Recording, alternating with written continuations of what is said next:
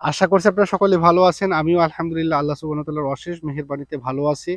আজ কথা বলব কোষ্ঠকাঠিন্য নিয়ে। তো কোষ্ঠকাঠিন্য বা কনস্টিপেশন হলে আমাদের করণীয় কি? এবং এটা থেকে চিকিৎসার উপায় কি? এবং হোমিওপ্যাথিতে এর জন্য কোন ওষুধগুলো সেবন করলে খুব দ্রুত কোষ্ঠকাঠিন্য থেকে পরিত্রাণ বা মুক্তি পাওয়া যেতে পারে? আমি আপনাদেরকে এগুলো নিয়ে কথা বলব। তাই আমি আপনাদেরকে অনুরোধ করছি ভিডিওটি না টেনে, না কেটে দেখতে থাকুন। সর্বপ্রথম যে কথাটা বলব, কোষ্ঠকাঠিন্য হলে আপনাকে লাইফস্টাইলটা আপনাকে পরিবর্তন করতে হবে। আপনাকে ডিসিপ্লিনের মধ্যে আসতে হবে এবং আপনার যে বদঅভ্যাসগুলো রয়েছে, এই বদঅভ্যাসগুলো দূর করতে হবে। বিশেষ করে মদ্যপান, ধূমপান এবং অনিয়মতান্ত্রিক জীবনযাপন। অর্থাৎ আপনি সময়মতো খান না, সময়মতো ঘুমান না, এরপরে রাত্রি জাগরণ করেন। এই সকল বিষয় থেকে আপনাকে এই সকল বিষয় আপনাকে ঝেড়ে ফেলে দিতে হবে। আপনি ধূমপানের অভ্যাস থাকলে ধূমপান আপনাকে ত্যাগ করতে হবে। মদ্যপানের অভ্যাস থাকলে আপনাকে মদ্যপান ত্যাগ করতে হবে। এছাড়া আপনার যদি অন্যান্য কোনো বদঅভ্যাস থাকে, যেমন রাত্রি জাগরণ করা অথবা আপনাকে অতিরিক্ত মোবাইল চালানো, অর্থাৎ আপনি সময়ের ঘুম সময়ে পারেন না, ঠিকমতো খান না, ঠিকমতো ঘুমান না।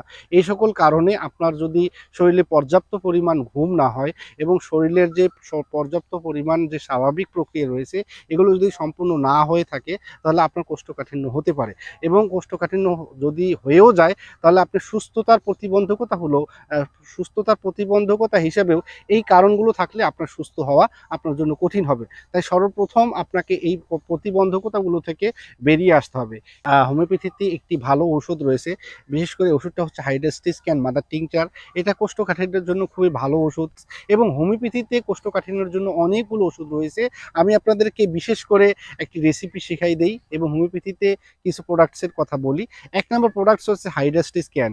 এই হাইড্রোক্সিক্যান মাদার টিংচার, এটা যদি ডেইলি ১০ থেকে ১৫ ফোঁটা ওষুধ ১ কাপ পানিতে মিশিয়ে যদি সেবন করা যেতে পারে, তাহলে ওই ব্যক্তিটার কোষ্ঠকাঠিন্য, এমনকি তার যদি পাইলসের পর্যায়েও যেয়ে থাকে, তাহলে তার পাইলস পর্যন্ত ভালো হয়ে যাবে। এই হাইড্রোক্সিক্যান মাদার টিংচার খুবই ভালো একটা প্রোডাক্ট। বিশেষ করে যাদের পায়খানা ঠিকমতো হয় না এবং পায়খানা প্রচণ্ড শক্ত, পায়খানা করতে অত্যন্ত কষ্ট হয়, তাদের জন্য এই হাইড্রোক্সিক্যান খুবই একটা ভালো প্রোডাক্ট। এরপরে রয়েছে অ্যালুমিনা রয়েছে, এরপরে নাক্সভোম রয়েছে, এরপরে সালফার রয়েছে, এরপরে থুজা রয়েছে।